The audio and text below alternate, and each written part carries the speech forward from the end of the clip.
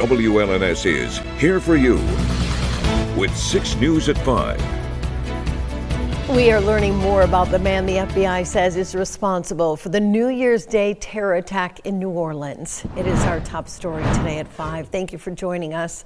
I'm Sherry Jones. Authorities say 14 people were killed, dozens more injured when a man intentionally rammed a truck into a crowd of people on Bourbon Street. The attacker was then killed by police in a shootout. Katie Weiss has the latest from New Orleans.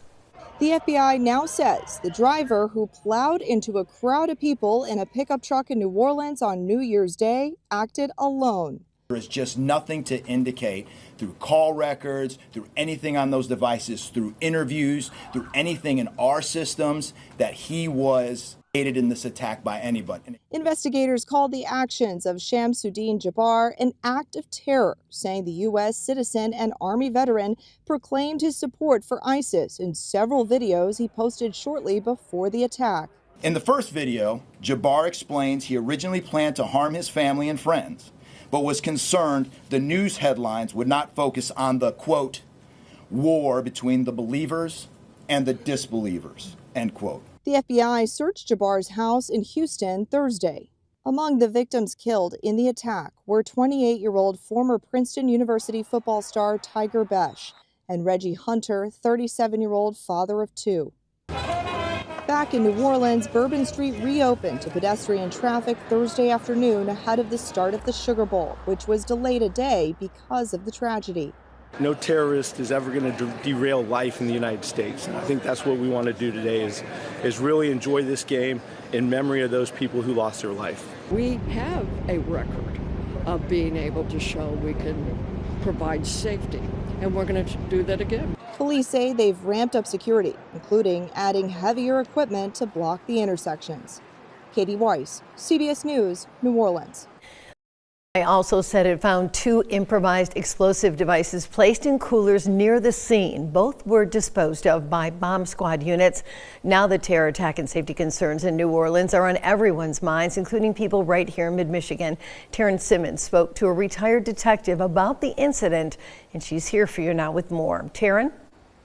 Sherry, I spoke with Louis Langham, a current professor in the criminal justice field at Cooley Law School and a retired detective lieutenant with the Michigan State Police. He says the attack was handled well to a certain degree. He also says law enforcement have trained experience with dangerous situations, but says one of the main issues were the barriers on Bourbon Street.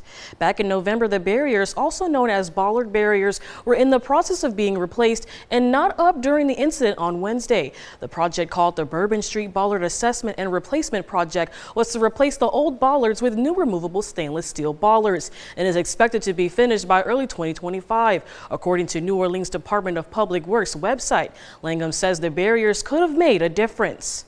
Barriers weren't there and the barriers had been replaced, I understand, with patrol vehicles and other type of vehicles to supplement for that, but it ultimately proved not to be sufficient to stop the attack. Langham says that not everything law enforcement does is 100%, but they must do whatever they can to ensure public safety. Sherry, back to you. Thank you, Taryn, and stay with 6 News on air, online, and on our mobile app for the very latest in the New Orleans investigation. Coming up at 5:14, a look at what the FBI calls a deliberate bombing outside a Trump hotel in Las Vegas just hours after the attack on Bourbon Street. Is there a connection between them? That's coming up in about 10 minutes. Well, the Better Business Bureau of West Michigan says phishing scam reports doubled in 2024, but online purchase scams remain at the top of the list, especially ones involving pet purchases. Many of those started on social media. The BBB says be cautious when paying for anything ahead of time.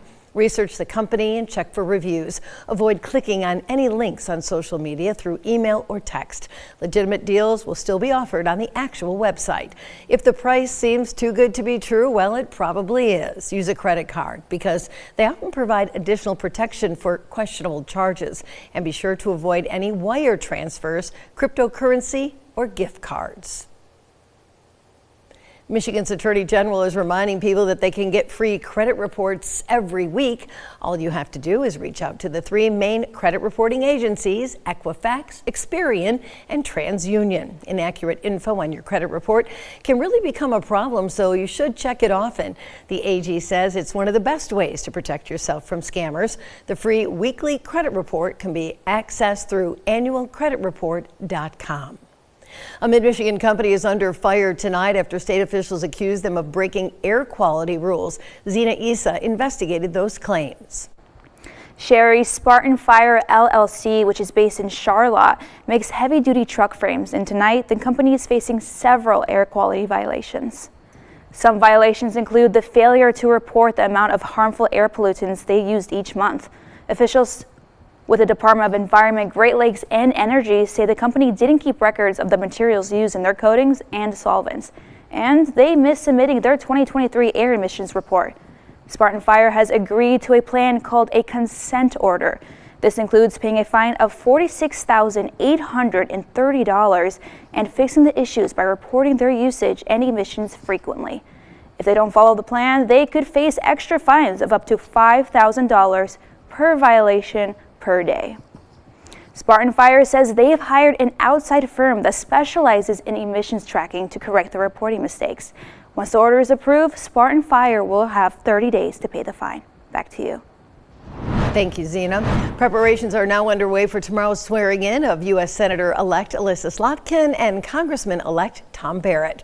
Slotkin will become Michigan's newest U.S. Senator, and Barrett will take over our state's 7th congressional district, which incorporates much of mid-Michigan. Slotkin defeated Republican Mike Rogers back in November to take over the seat being vacated by now retired U.S. Senator Debbie Stabenow. Tomorrow at noon, she'll take the official oath of office. Michigan's other U.S. Senator, fellow Democrat Gary Peters, is expected to be there. In the meantime, Republican Tom Barrett will fill Slotkin's congressional seat as he's sworn in tomorrow for his very first official day on the job.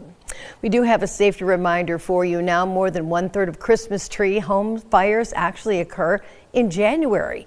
About 36% happen well after the holiday because the trees tend to be more dry. And that's why experts urge people to get rid of your Christmas trees right away after New Year's. Lansing and East Lansing are ready to kick off curbside Christmas tree removal and recycling next week. In Lansing, the curbside collection begins Monday, January 6th, and will continue through the week of the 13th. Be sure to remove any ornaments and also cut the tree in half. The same goes for those of you who live in East Lansing. Crews there will collect Christmas trees at the curb and various other sites beginning Monday and lasting through January 17th. From Storm Tracker 6, this is Weather First, sponsored by Auto Owners Insurance. Simple human sense. Well, in the region over the next several days, there is a chance for a major winter storm. I just don't think it's going to be here in mid-Michigan.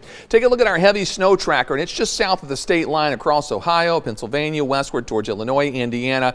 Certainly the UP and northern lower Michigan, some lake effect zones may see some significant snow as well, but in terms of a widespread system, does pass just to our south, but just barely, and I did notice was a bit of a little jog to the north on some of the computer models. Odds of at least 2 inches of snow anywhere in mid-Michigan that I'd be most concerned about, of course, right along the state line. Decent chance from Hillsdale south of at least 2 inches of snowfall. And as I said, I noticed the models today keep edging that storm a little bit further north, so that is something we will keep a close eye on.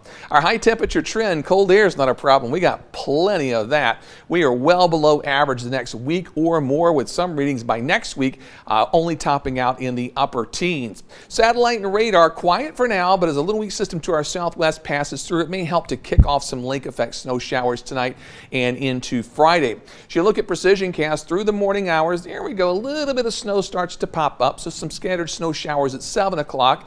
Through the noon hour, same thing, but by around 5, 6 o'clock, it'll begin to slowly shut down once again. And then as we move into the weekend on Saturday, I don't want to get too optimistic about sunshine, but well, you notice from Saturday morning through Saturday afternoon, the model showers try to break those clouds up. We'll see if that happens. So if we're lucky, we'll get some sunshine. If we have our usual amount of luck, it'll probably stay with mostly cloudy skies. Our precision cast snow model shows trace amounts to less than an inch possible through tomorrow afternoon. A little more the further south and west you go. We tack on another 24 hours worth of snowfall right along the lake shore, 2 to 4, maybe 5 inches of snow. But then as you head inland, trace to an inch for the Lansing area. Maybe someone gets close to an inch from Charlotte through Jackson County, and certainly Hillsdale County westward has the best chance of seeing 1 to 2 inches of snowfall. A look at temperatures. We're currently sitting in the mid-20s. It is a cold afternoon. McLaren Can, we're at 27 degrees. No wind chill, thankfully. Winds are fairly light this afternoon. Here's the view in Grand Ledge. Cloudy skies, 27. Also the current temperature, humidity at 80%. In Jackson, temps at 26 degrees, wind chill of 16, winds sustained at 10 miles per hour. And finally in Hillsdale, with plenty of clouds, our current temperature at 26 degrees, our wind gusts today up to 24 miles per hour. Tonight's forecast, a few more snow showers developing very late, low temperature down to 21 degrees. Then for tomorrow, we only top out in the mid-20s. We're not going to move much temperature-wise, and some snow showers and breezy wind chills in the low to the mid-teens. The 6-day forecast on Saturday and Sunday, quiet weather. By Monday, chance for some snow showers, again, depending on that system to our south.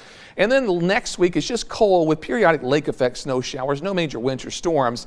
But I see no end in sight anytime soon to the really cold weather. I mean, it's not like single-digit highs, but there are some single-digit lows, so it's well below average and it's just going to last quite a while, it looks like. Yeah, well, Happy New Year to you. You too. Welcome back. You too. And, you know, the permacloud, it's just that time of year. I thought about it today when I looked outside. I'm like, okay, just a few weeks of this. If I'm a betting man, like for Saturday, I always bet on the clouds because they win more often than not here. That's true, but just a trace of snow. Yes. All right, thanks, David.